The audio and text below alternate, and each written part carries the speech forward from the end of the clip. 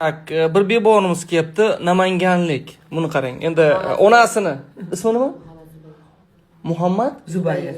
Muhammad Zubayr Namanganlik ekan. Buni qaranglar. Ko'ryapsizlarmi?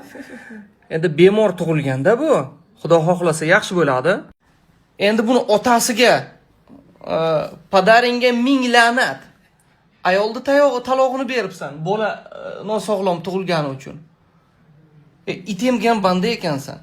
To'g'risini aytay, onasini ko'rsatmaymiz. Shu bolachani qanday taylab qo'yding? O'g'il bolacha. Ha? Noinsof. Shu yaxshi bo'lib ketsa-chi. Otasini ismi nima? Namangan ahli. Sizlarda din kuchli-ku. Bu yog'i necha pulga tushdi? Buni otasini, endi buni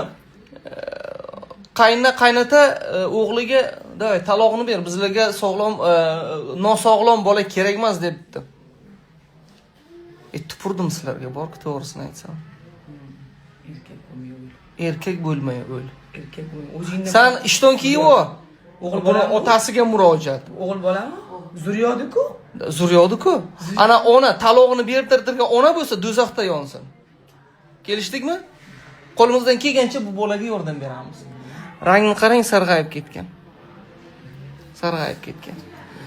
Farzi. 3 harfsa, 3 harf ekansan, to'g'risini aytay, borku. Ish qilmaydi.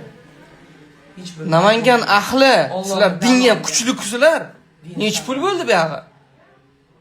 Endi 5 xil baravar emas-ku qahramon. Shunaqa ahmoq erkaklar bor ekan, ahmoq. Shu ismini ham aytib o'raman. O'l bu kuningni.